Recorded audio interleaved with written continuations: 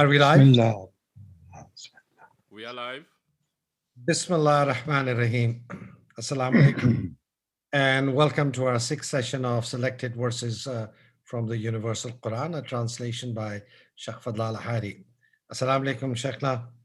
Assalamu alaikum, Shaykh Saadi Shakur, Dr. Adnan, Al-Adnani, and Mona Bilgrami. Thank you very much for joining us today. Just a quick context. These six verses selected, excuse me, for today's discussion relate to to this indescribable reality of the one and only, giving us some insights about his majesty, his knowledge, issues of cause and effect, how to seek him, about our soul. Very, very powerful verses.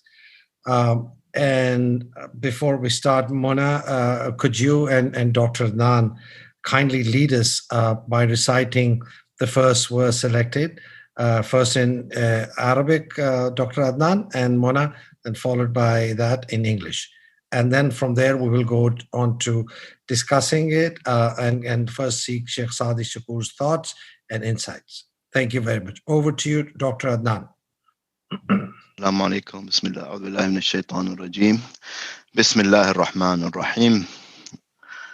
ألم تروا أن الله سخر لكم ما في السماوات وما في الأرض وأسبغ عليكم نعمه ظاهرة وباطنة ومن الناس من يجادل في الله بغير علم ولا هدى ولا كتاب منير. Bismillah ar-Rahman ar-Rahim. Have you not seen how Allah has subjected to you whatsoever is in the heavens and earth? And he has lavished on you his blessings outward and inward. And among men are those that dispute concerning God without knowledge or guidance or an illuminating book. SubhanAllah. Allah.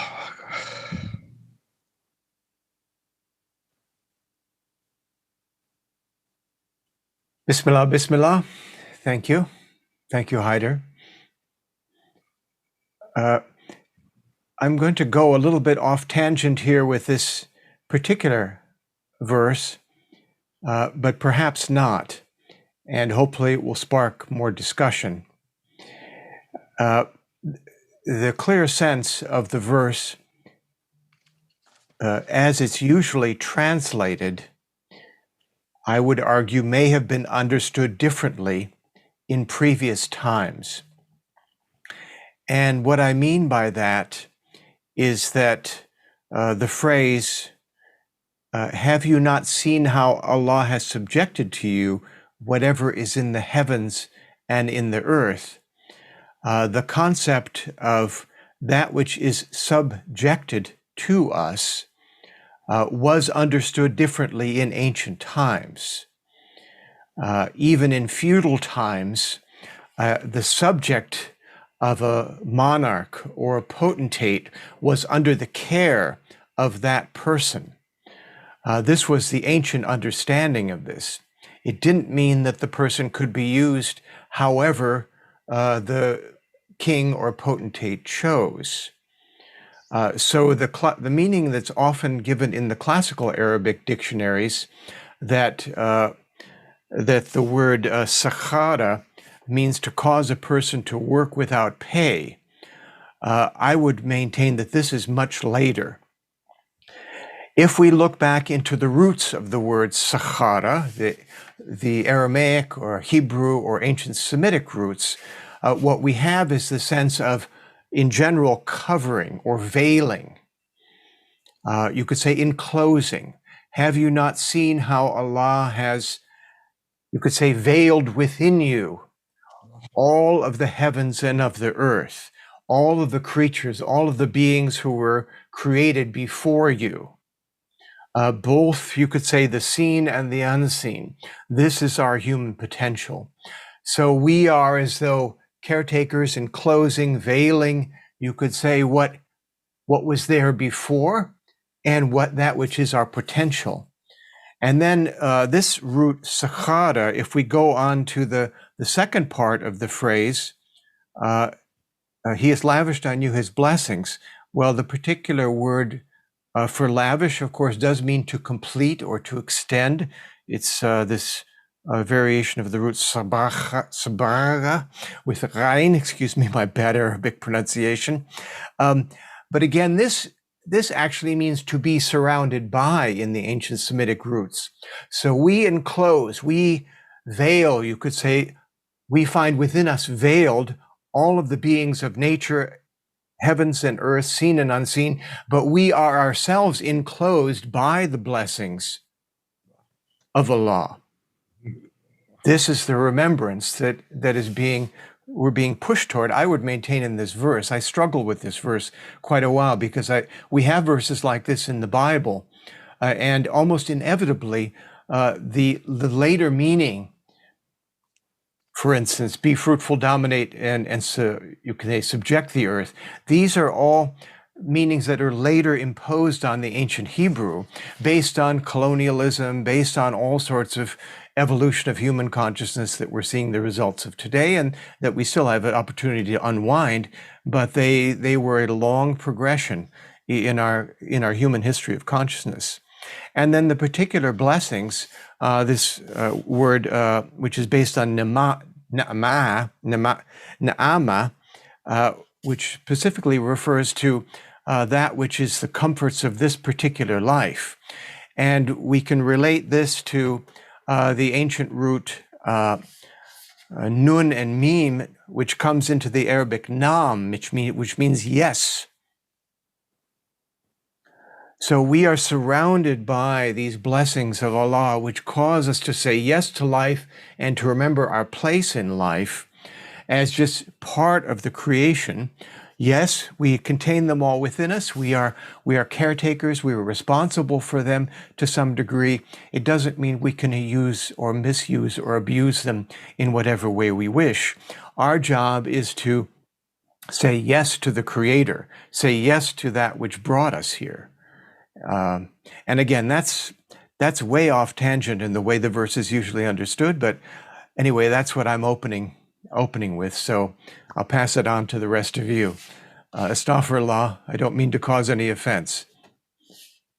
SubhanAllah. SubhanAllah. Maybe yes, just to as a continuation to what Shaykh Saadi says, which is really, I mean, it is for me when Allah says "Alam taraw," it's just an indication of pointing to another vision, especially here the highest vision, because the normal meaning of sakhara is like to subject it, to control, but here if you can see he's saying as-samawati wal ard. You know, I mean, that's, I mean, our reality, our little human reality is we are currently subjected to a virus. So this vision is a different vision of that, as in, it's not a matter of you controlling anything. As Shaykh Saadi mentioned, it's really ultimately to do that to again, this vision of that, you know, the meaning of it all is in you. You know, you presume you're a small entity, of course. However, the meaning of it all is within you. So that's a vision of that the Adamic reality, not the what we presume, which is in the second verse. We say, you know, وَمِنَ النَّاسِ مَنْ يُجَادِلُ. You know, we argue this and that, and who are we in control of? That's the nafs. That is the nature of the nafs. That it has not been illumined, has not been guided by this Al-Kitab al-Munir. So the illumination is linked to that vision, the highest vision of the whole meaning of existence that is within us. And it can be subjected to that highest reality when you know its meaning and you align yourself with it. And you see that really, it is really the ultimate vision of the Khilafah, the vicegerency, and where the whole meaning that is there's only La ilaha illallah. And I think I'll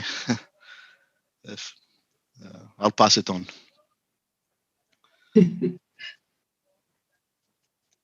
Rana, you want to take a... Well, more of the same, really, more of an embellishment on both what Shaykh Saadi said as well as Adnan, Shaykh Saadi is absolutely right that there is a negative aspect to the verb sakhara. I mean, the word maskhara in Arabic means mockery, but it means when I read this, it is Allah making everything in creation is in a perfect balance and form.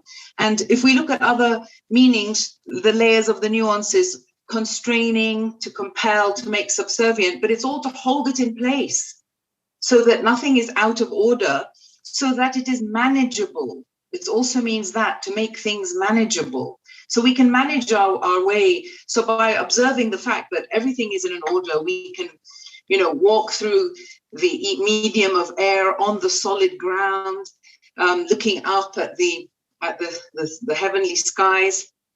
Everything is in an order. And also the word asbagha alaykum, when it says asbagha alaykum ni'matan, and he lavished upon you blessings. It's the idea of amplitude, plenitude. It's made full without any kind of deficiency. So that's another idea. And then also to reflect on the fact that jidal, or disputation or argumentation, it's connected to a root word meaning firmly tying a rope, firmly twisting a rope. So there's a kind of obstinacy in the jidal, in this disputatiousness. And of course, in logic, in Arabic, jadal is like, it's logic. It means, it's like a philosophical term as well. But it implies a certain obstinacy in that, and therefore a bit of being closed off, not illuminated, not susceptible and receptive to guidance. Bismillah. Wow. Sheikhna, I do not want to refer to you when we do every verse, but please feel free if you feel that you wanted to share something. But I'm not free. All my life I've tried to put up with learning that I can never be free, never was, never will be. And the illusion of freedom is what destroys me.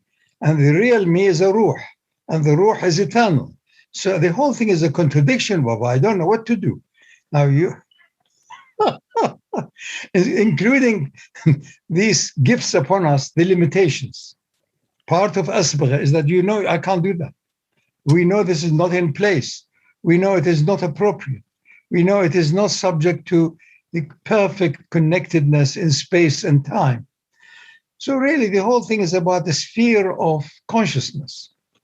The sphere of consciousness of the Adam, of the human being, can encompass all what is needed for us to be at one with the oneness within us, by reference to the heavens and the earth and all of the other levels of consciousnesses. So in terms of our earthly living consciousness, the human beings seem to have reached a point where it can understand other levels of consciousness, other creatures. So therefore, we have stewardship. We have a responsibility not to kill everything, not to abuse everything, not to eat anything in sight, and so on and so on, and render the entire earth toxic as we have done. So, ظهر الفساد في البر والبحر بما كسبت أيدي الناس. It's due to our not being within, if you like, the appropriate flow of grace. So we take it upon me, no, I'm going to kill everybody who disagrees with me. I'm going to do this, and I'm going to deprive them from. Who are you? You are an evolving entity which has no sustainable reality except through the light of its own soul. And this is magnificent. This is the most amazing gift of gifts. So to be real is to accept the totality, absoluteness, infinitude of reality itself without denying the locality of that reality, which is me. So I am alive now, I can get pain because this is my little universe. Suddenly a part of the country goes in a drastic, if you like, hurricane or something, it cries. And others say, all right, we'll come and help. So this is the same as my body. A pain in my toe, a pain somewhere else, or So you have been given a sample of a universe so that you are in complete awe of the magnificence of the cosmos itself.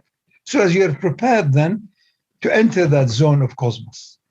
How? Leaving that which was depriving you of that totality of it, which is your body and your mind. What a celebration when you know that you are leaving your body and mind. That's the whole story. You are being prepared as a sample of the kingdom in heavens, a small little moving thing on earth, so that you are struck by the immensity of it. And then you are ready at any time to celebrate moving from being a caterpillar to the butterfly, and more so. That's all. You are a ruh. If you don't practice that all the time, it becomes some religious studies. Everybody will run away from it. Subhanallah. Thank you. Thank you. You know, I just hearing you now and earlier Shaykh Saadi and Dr. Adnan Mona, it just appears that Allah subhanahu wa ta'ala says that I have given you everything. I have given you infinite power and knowledge and insights and you know and look what some of you do. I mean, he's telling us, you have it. I've given it to you. You can seek this world and the other world while you're here. And some of you like me keep questioning, you know, this and that. So it's very unbelievable how he says that you have everything. I've given it to you. Allah. Subhanallah. Dr. Adnan, would you like to go on to the second verse, please?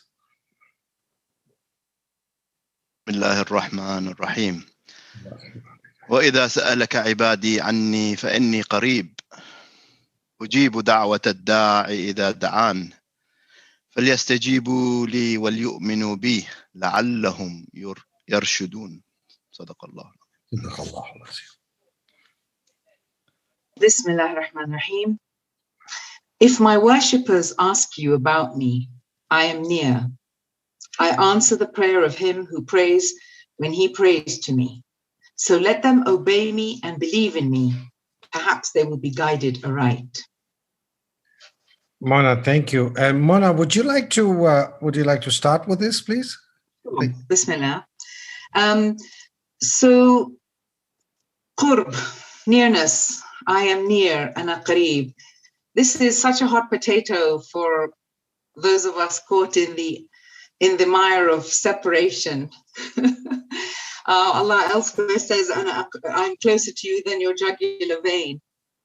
So where Allah is concerned, if his presence is everywhere, his consciousness is everywhere, his awareness is everywhere, what is distance? So distance is in our own perception. It's our own, coming out of our own constructed thought patterns. So when also it says, now we've translated it as, I answer the prayer of him who prays when he prays to me. But it's not using the word salat, it's using the word dua. Wow. Whoever makes dua to me. So dua is another form of prayer and supplication.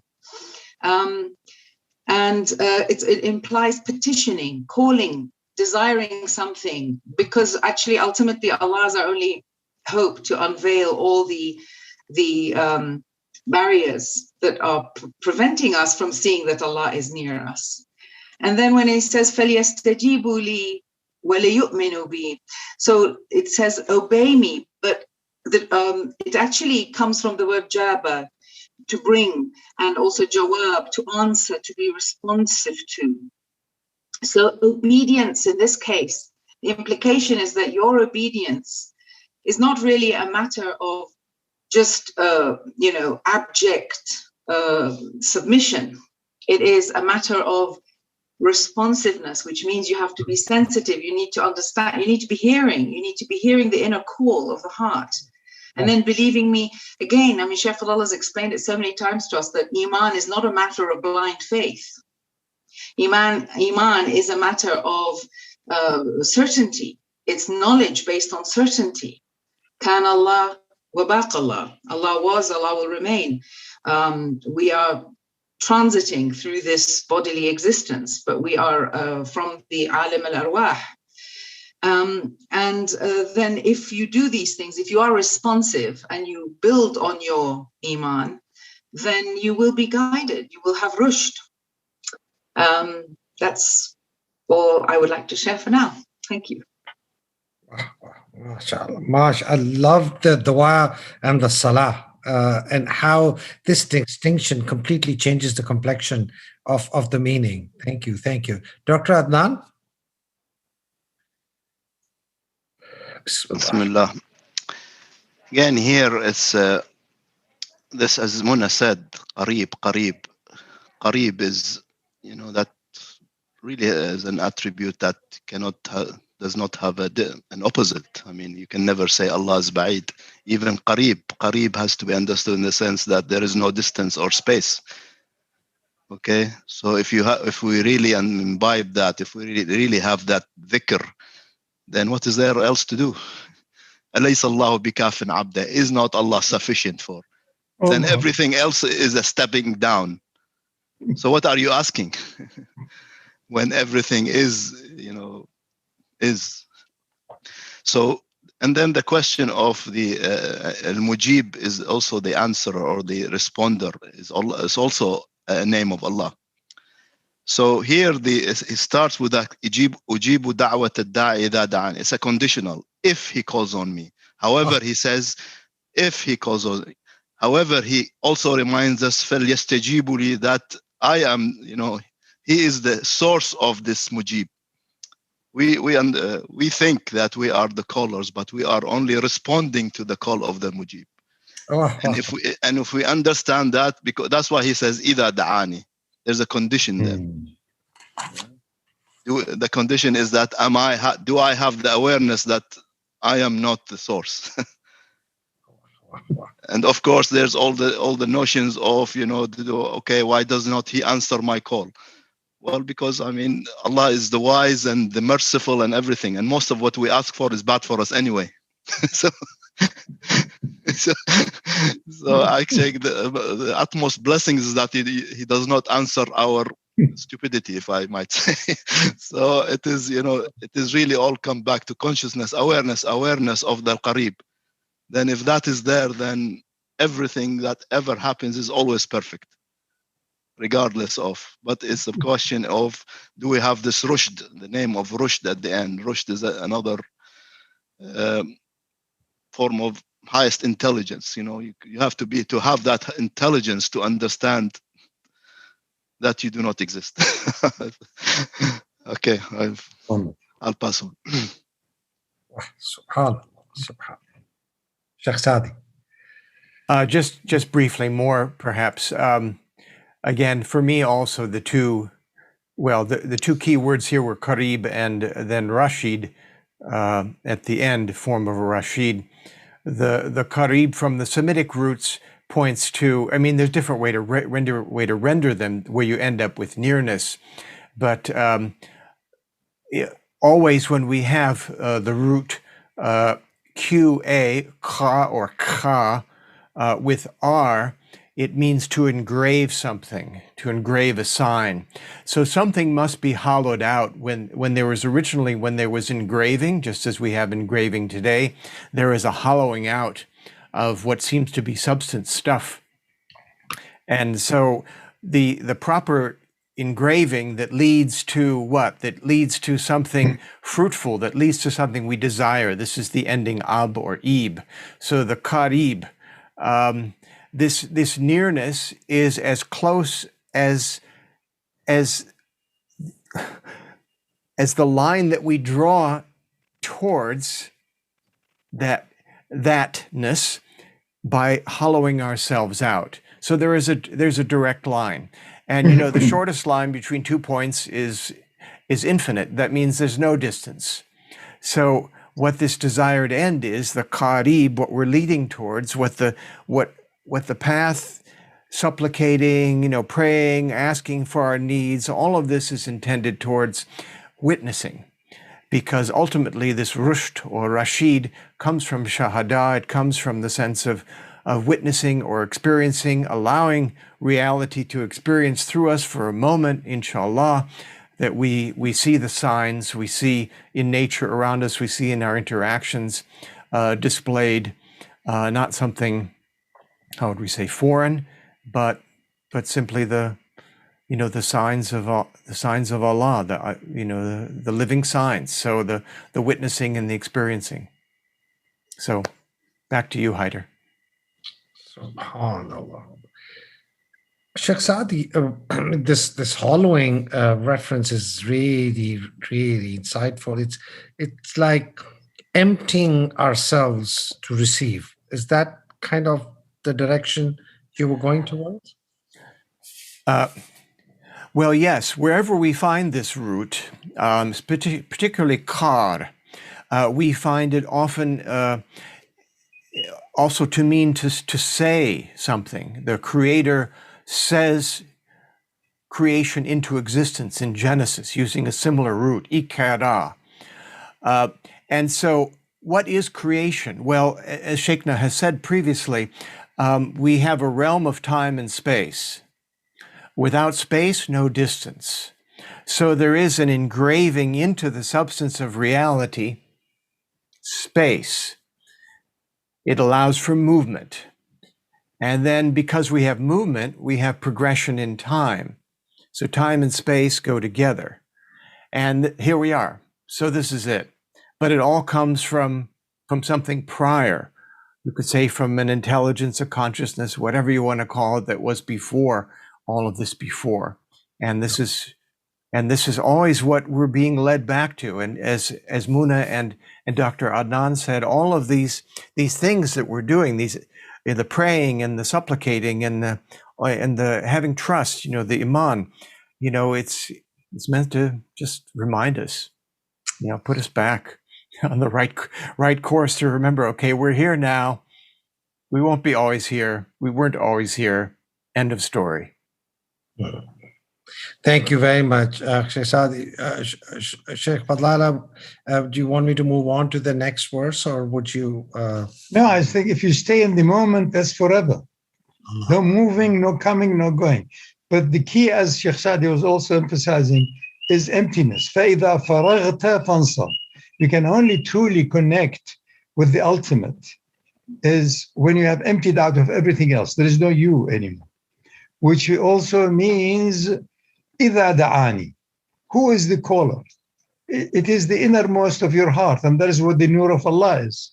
So there's no you anymore. So it does itself. Otherwise, the whole thing is an educational process when, metaphorically, Adam was flung from paradise down to earth because he was in paradise, infinite perfection, glorious garden, Jannah. But he didn't know the nar, he didn't know the dark side, he didn't know. So when this drama took place and the whispering, so then the answer to that is no, you're not completed yet. Get down to earth and you have to choose through intelligence. No, no, no, no, no. قُلْنَا اهْبِطُوا. Get down. بَعْضُكُمْ عَدُوٌ لِبَعْضٍ. There is enmity now, good, bad, up, down, birth, death. Until such time you know your ruh is before all of these, above all of these, beyond all of these. And now you really yearn for the real you. And you give less and less attention, importance to all the different roles you had to play. As a person, as in charge of your body, as a father, as a friend, all of these, you don't deny them, but they are all insignificant. Where are they when they are deep sleep? Where will they be when your ruh leaves the body? So you have to wake up now. And then you're here, but not of here. You're in this world, not of this world. Then you can truly enjoy being harmless, being less stupid than most people following their stupid mind and brain and memory and fears and anxieties. So you are here in this world, not of this world. That's all what there is. Subhanallah. Thank you. Thank you, Sheikh. And this beautifully leads on to the next verse, Dr. Adnan, about the soul. Allahu Akbar. بسم الله الرحمن الرحيم ويسألونك عن الروح قل الروح من أمر ربي وما أوتيتم من العلم إلا قليلا. الله العظيم. Bismillah ar-Rahman ar-Rahim. They ask you about the soul. Say, the soul belongs to the realm of my Lord, and of knowledge you have been granted but a little. Dr. Adnan, would you like to start on this first, please? Yes, I mean, it starts again with the asking this. Here's the, who is asking? Who is asking about this? Clearly a mystery. But I mean, according to the traditions and stuff, it says that came from Ahl al-Kitab, because it is known something, as Shaykh Saadi will tell us, that the meaning, the word, the meaning ruh, or is not new, is from the various traditions. And here he does give the answer. Sometimes even commentary says, oh, you cannot answer that. Yeah, he does give the answer in the Quran. He says that Ar-Ruh min amri Rabbi. Amr. What is Amr? I mean, Amr, of course, it normally means command, but Amr is like the verb Amr means present. It's neither past or future, implying that it's not in this domain. It's not of this domain of time and space. An Amr, command, is something that is immediate. That means it's also infinite. It's unbounded. So that is, and then he says, what you've given of knowledge is only a little, because everything that is known is in duality, and it is limited and is in the bounded. So he tells you here that clearly there's the two domains, and the ruh is not in this domain. And how do you, and of course that is something that is present and infinite, means, and again links with the previous, that it's closer to you than your who you think, who you are, whatever your knowledge is. So empty yourself out of all what you know, what you think, whatever you presume, and then there is only the ruh. Bismillah.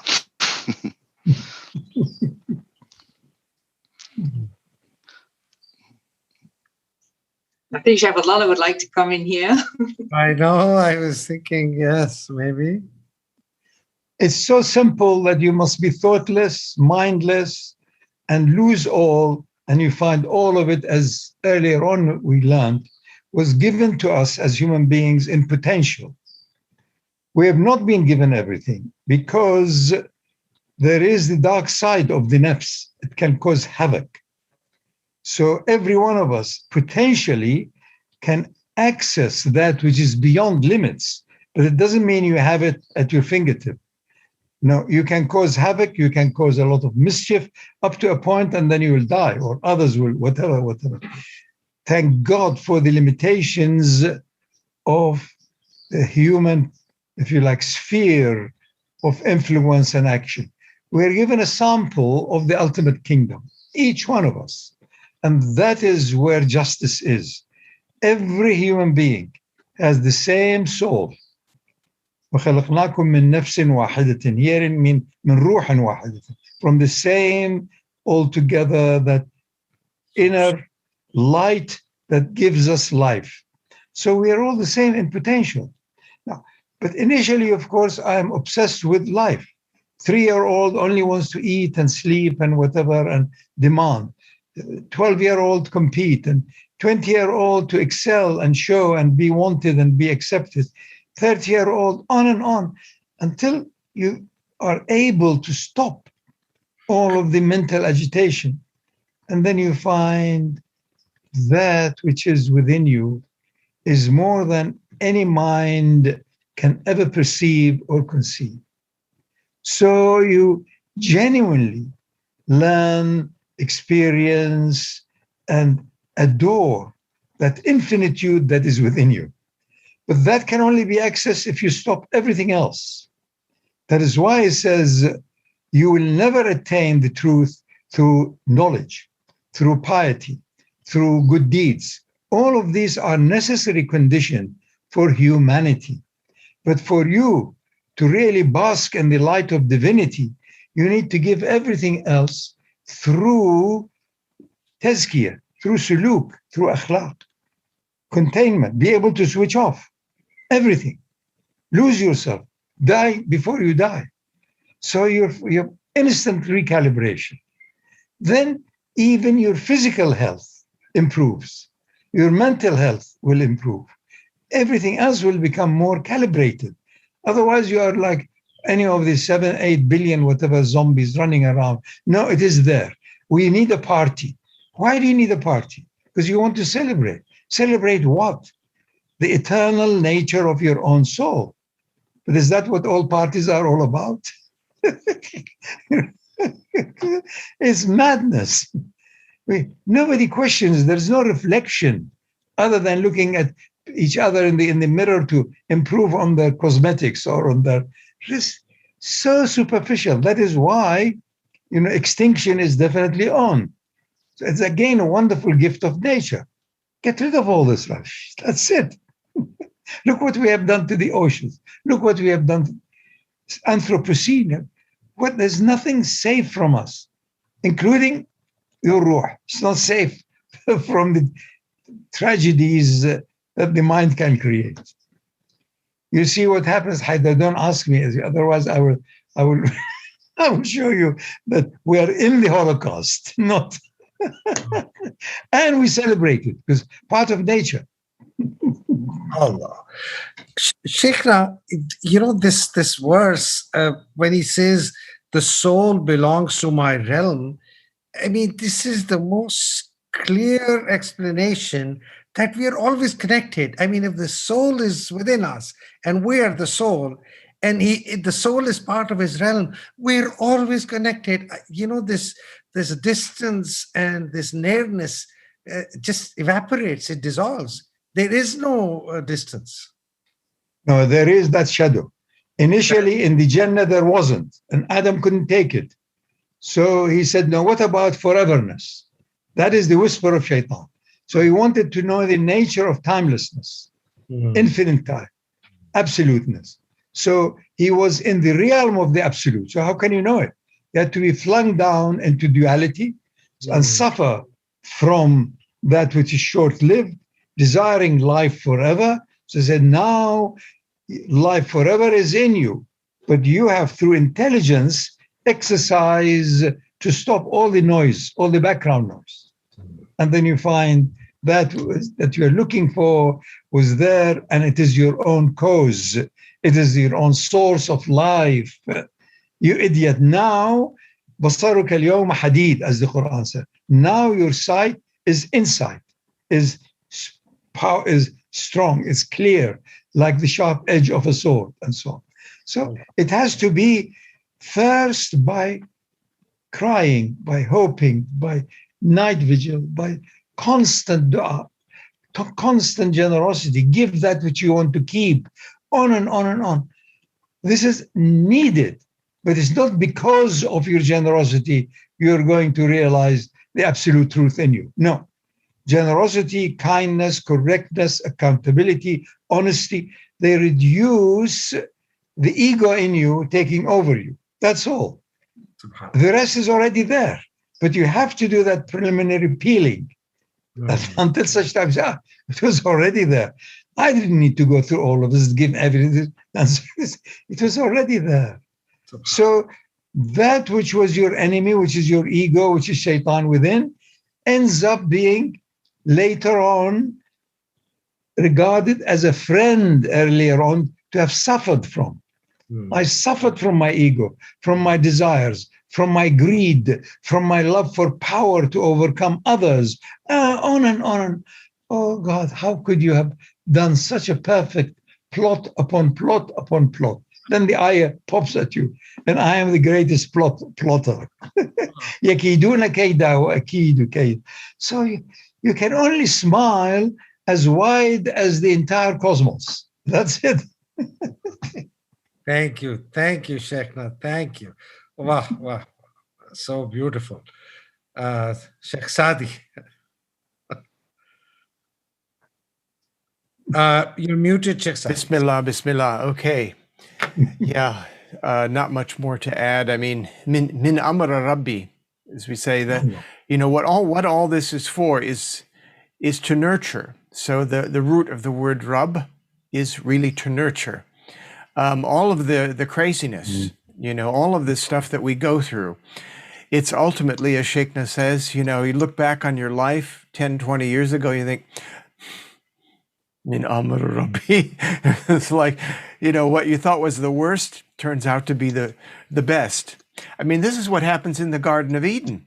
Sheikhna was talking about different versions of this story. In Hebrew, the snake, as it's translated as a snake, is actually nachash. That means that which winds around itself. So this is the image of the nafs as it begins to form. It's a sort of spiral around the breath starts to form a self. And then this whispers in our ear, wouldn't you like to know about good and evil, it says, which means basically saying, wouldn't you like to have preferences?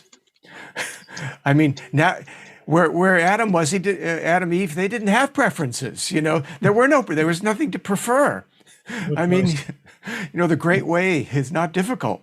So they didn't have preferences. So this, the Nachash whispers, wouldn't you like to have preferences to know what, good and evil and all of this and on and on and on.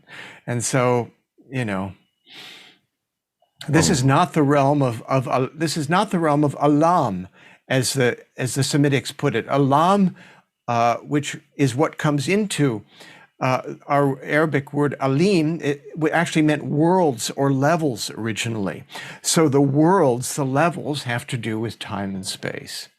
Okay, we wanted to have preferences, so now we've got worlds, we've got levels, we've got our different roles in life. And so we, okay, you wanted it, so then just know about these roles that you've entered, do them with as much diligence and sincerity and honesty as you can, if it's yours to do, but to realize, it's just clothing we put on. So. Subhanallah.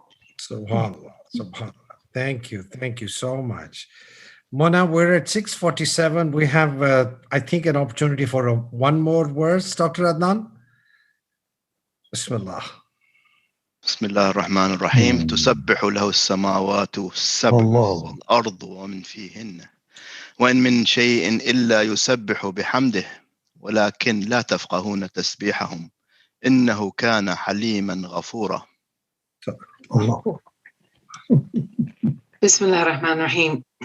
The seven heavens and the earth sing his praises, and all who are therein. There is nothing that does not sing his praise, but you do not understand their songs of praise.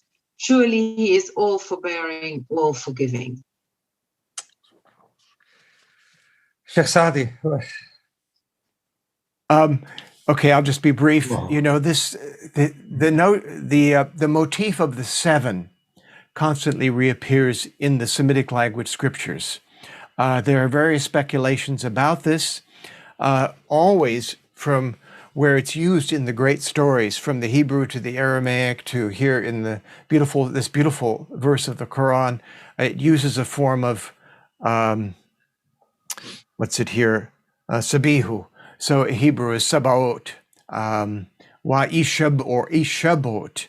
And it does mean seven, but it also means to turn or return in a certain way. And there's been various, people have talked about this. The most convincing to me is that in this time and space, we have these, so to speak, directions.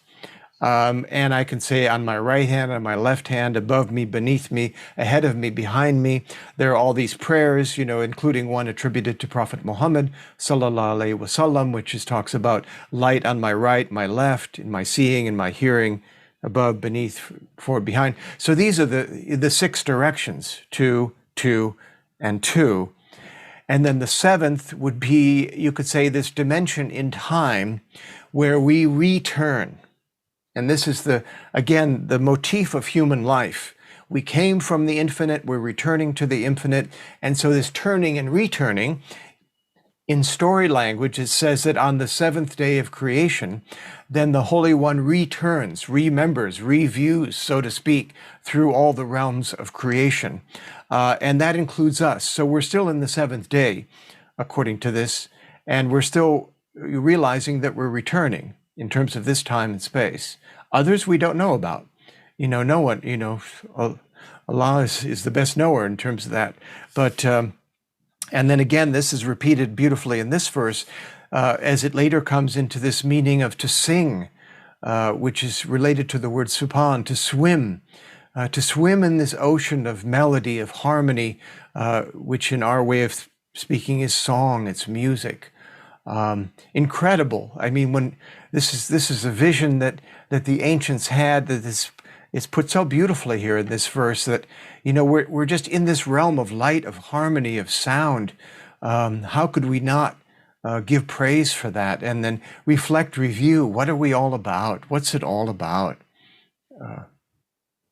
What else is there? MashaAllah. Thank you. Mona?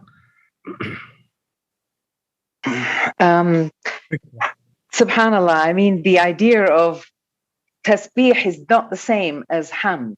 The idea of glorification is not the same as praise. They are different shades of meaning. But of course, tasbih is connected to the idea of swimming, floating. And it's something that comes naturally, whether we understand it or not. And the word used here is yafqahuna. If you وَلَا تَفْقَهُونَ تَسْبِيحَهُمْ, because you will not understand their nation, their way that they praise, which is to be true to Amr Rabbi, to be true to the command of the Lord. I mean, if you're a butterfly, the butterfly never thinks twice about ceasing to obey the rules of butterflyness. But we don't have the firasa or the insight, the fiqh to understand it. Now, fiqh didn't just mean jurisprudential law. I believe I once found in an older dictionary that a faqih was somebody who understood how many months pregnant a camel was. So you had that kind of ability to read the signs and to distinguish things. So unless you understand that knowledge, and that's why all sciences are approved by Islam, all knowledge, all seeking of knowledge is something, there was no such thing in Islam as science, separate to spiritual or religious sciences. It was all knowledge. Knowledge was one, and then you had these different strains. But it wasn't science versus belief in God, science versus religion, etc. And actually, I have a question to put to everybody here. In the spirit of the tafsir of Quran being done by the Quran, each verse that ends with a divine name, the divine name tends to open up the key, become a key to that verse. So here we have this verse which is marvelous and magnificent, and then it ends with Haliman Ghafura, all forbearing, all forgiving. So I wanted to know from Adnan, Shaykh Saadi, Shaykh Fadhlalla, what do we make of this verse? How does understanding those Asma al-Husna, those divine names, what light do they shed on the rest of this verse? Shaykh Fadhlalla, I guess. Huh?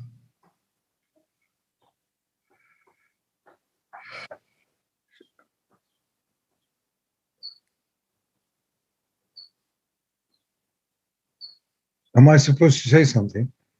Up to you. All right. We are living in South Africa at very difficult times. And many of our friends and relatives and others were very concerned about safety, security the last week or 10 days. Now, it says, كُلٌّ يُسَبِّحُ بِحَمْدِهِ. Whatever exists is glorifying Allah. So let's not just be theoretical and go into how is it that you have a lot of this lawlessness, a lot of burning, a lot of killing. Many people have died, many innocents have died, properties have been burned, a lot of anguish in this country the last 10 days. How is it that somebody who is looting is يسبح بحمده? This is basically come down to the moment. Here we are surrounded by it. People are hungry. 76% of people who are able to do some work are unemployed. On and on. And South Africa is not the only country, but it's an important country. It's a leading country. It's an industrially fairly developed country with as good a government as you can get, hoping to be, democratic, just, fair, and prevailing of law and all of that. And there is a strong social system. More than 14 million people are surviving on government payouts. It's not a small thing. Now, what is this then? How do you explain the looter? Because the most primary thing for anybody is to remain alive. And if I'm deprived and I see others around me with luxuries, with this and that, intrinsically, I don't have to philosophize. I know this is unjust. I have no food, I have no shelter, I have no clothes, and I see all of this luxury people. It's not possible. It's out of balance. The disparity between the haves and the have-not is, if you like, a cause to cry out to God and therefore also do damage. It is at a very base level of injustice, so to speak. It's not a person's fault. It's a legacy of many, many, many years and so on. It will adjust eventually. Ultimately, there will be true, basic, if you like, intention, action, and achievement of justice. You can't do that. You can't have gluttony. You can't be constantly concerned about your, diet and so on, and you have people around you, scrounging for survival. It doesn't work. The reason it happened, because we have isolated. So we ended up, some of us, haves, and then less have, and then they have nots. It's out of balance. That means I am out of balance. So it is better and better. Look, 200 years ago, people could kill and get away with it. Not anymore. This arc of rise in consciousness is incredible. It is that which gives us all, not just hope, reason to celebrate. And then there are local situations, definite, whatever, abusive individuals, they have to learn, they have to be put in their place, and so on and so forth. It's improving until such time you find everybody can truly, instantly switch off their mind, touch the light of their own heart, and that's eternal. And then la khawfun alayhim wa la hum yahzanun. You have no fear, you have no sorrow, because you are a ruh. But it's work in progress. Again, putting things in perspective. So ولكن لا تفقهوا تسبيحهم. Tasbih is at many levels. Survival level, some security level, higher certainty. Ultimately, that the real you will never die. It's a ruh. And so it's a gradational. It's according to your own, if you like, fortune on this earth, by turning away from darkness, turning away from uncertainties, and being at one with eternal certainty. We all want that. And it's already there. Otherwise, God is unjust. It's already there. And can only be truly tasted, experienced at all times by realizing that you are a ruh. And that requires purification. That requires tazkiyah. It doesn't come more knowledge, no. It may help, but eventually you become a pursuer of knowledge. And there are a lot of prophetic warning about that. So amongst the worst people who will come later on are people who are using knowledge in order to have one-upmanship over others. Give me a simple person who lives by trust in Allah. They don't need all of that. We need it because you have activated the intellect. So now you have to go more and more knowledge until you find it's actually a burden. So you get back to the knowledge that the all-knowing knows your state and will give you what you need in order to be at one with the eternal light of oneness in you. That's it. And then you thank everybody else and move on. Thank you, Shaykh. Thank you so much. Dr. Adnan, I know we're running out of time, but we'll refer to you and then close the session today. Well, probably answering Muna, I mean, usually when the names come in, it is an indication for us. This is where you need to understand this verse. Hilm and Ghufran, forbearance, and of course Ghufran is to cover. So he's saying you do not understand, لا تفقهون, as in you do not understand the real situation, the real meaning, as Shaykh says. How do you understand that if you do not have that forbearance, if you don't have that covering of something that covers your own little mindset? In order to understand the complexity of the meaning of tasbih at every level. So samawat as-sab', clearly multiple levels of meaning, of creation, and it goes back to the 7 names, and these are so many different levels. But ultimately is that the names are indication of, they are divine in origin, but it's also an indication that what we need to uncover in ourselves as an attribute. Forbearance, clearly tragedies around us, how can you handle it if you don't have forbearance? And how can you handle it if you cannot have the covering of your lower self in order to act appropriately and understand appropriately? Otherwise, we make even more havoc. So, and this is tasbih. Tasbih is to swim and flow, and also to declare transcendence. How do I declare? Because I see my limitations. I do not know much, yet there is something that I yearn for, that I have to transcend limitations in order to be in tasbih, to flow upwards in transcendence. Otherwise, what's the meaning of 7 if I don't climb that? And then I might have fiqh, then I might have knowledge and appropriateness, especially in difficult, and that's what these difficult situations bring out. We are desperate in need of Ghufran and Hilm.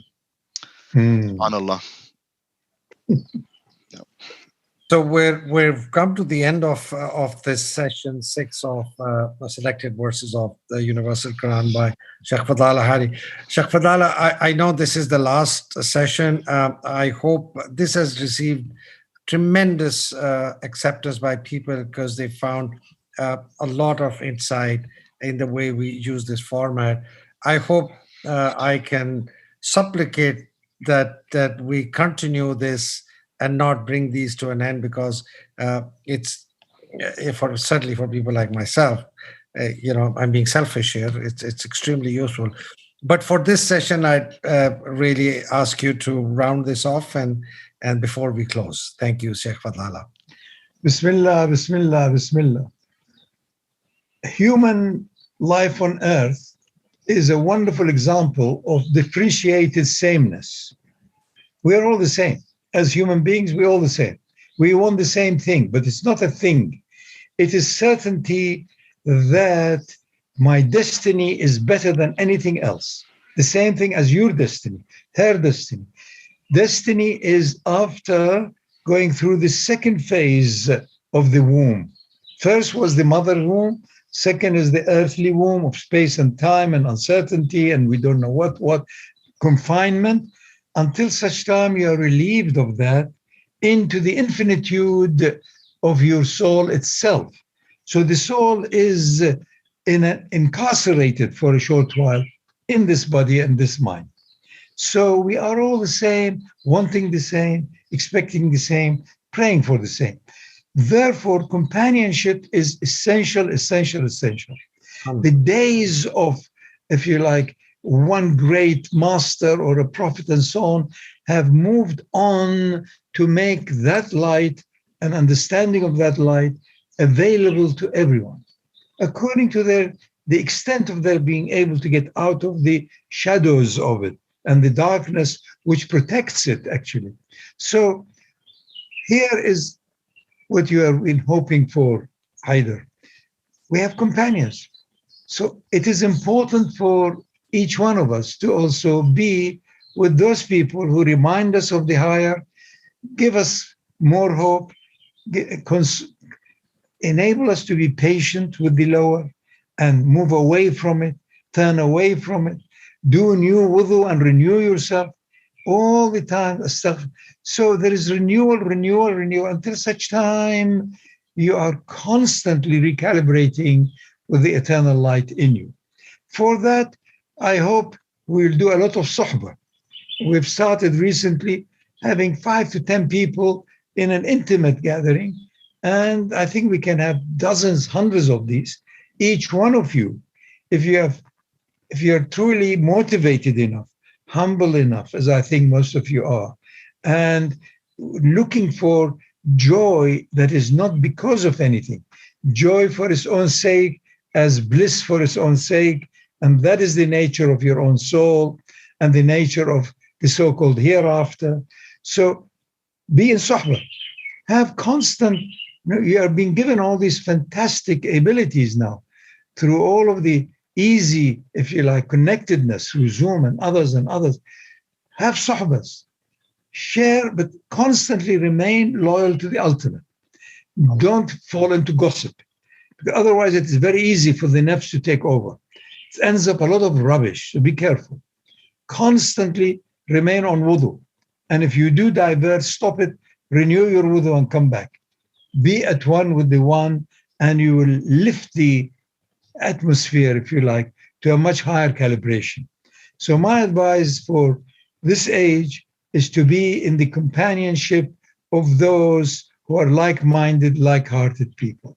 Otherwise, you fall into the danger of cult. I know more, come to me. No, there is a map. There is a clear map as to duality. There is this world, there is a wisdom in this world, and there is the infinite, and the wisdom of that is to give up all. You need both. Otherwise, you become wise, you become, maniac. You become, everybody becomes clever, worldly. We've had enough of those examples. Dictators and abusers, and not good enough. Humanity is rising to recognize it is human because of the divine in. So have sohbah constantly. Every day have half an hour with whoever you wish. Usually it's not quite easy with one's own family, because they have seen you as the donkey carrying, bringing. So there's very little respect. That's how it is. This is the nature of it. So you have to laugh at it. They don't respect you. So that's why they say, you may be enlightened, but not amongst your own family. No, they say, no, it's only my father. Go away. That's wonderful. It's understandable. Familiarity. The ruh initially is not familiar. Until later on, all what you know is the ruh. So you must really have spiritual fun. Otherwise, it's depressing like everybody else. Look at them. As they get older, they get more depressed. And they complain, why do all my family and everybody runs away? Of course, it's boring. Who wants to? Spiritual fun is light upon light, and it has no beginning nor end. But human side, material side, has a beginning. Every day has a beginning and an end. But dayhood has no end. Cycles have no end. Life has no end. My life appears, begin and end. My life, who's given to me? It's an illusion, but I had to take care of it. That's why I am obsessed. 20-30% of all my energy is autonomic, because I'm not reliable to take care of my body and myself. So this autonomic system does it. I can't burn my finger and suddenly it pulls out. See it, read it, and you don't know where to begin the joy of ecstatic, communication. So good luck. You deserve the thing as it is, as you have tried with the highest intelligence in you. Until such time, you are in tasbih. You're floating, you're flowing. And Allah says, in Allah yuridu bikum al-yusra. Allah wants for your ease. There's no difficulty. Difficulty is the nafs, is the shadow. Stop that and the rest is ease. MashaAllah. Good luck. Assalamu alaikum. Assalamu alaikum. Thank you, Sheikhna. Thank you, Shaykh Saadi Shakur. Thank you, Mona. Thank you, Dr. Adnan. Thank you, Abbas, in the background, and Basit and Abdul and everybody who's really put in so much effort to get this going. Assalamu alaikum wa rahmatullahi wa barakatuh. Assalamu alaikum wa rahmatullahi wa barakatuh. Thank you, Haider. Thank you, everybody. Thank you. MashaAllah.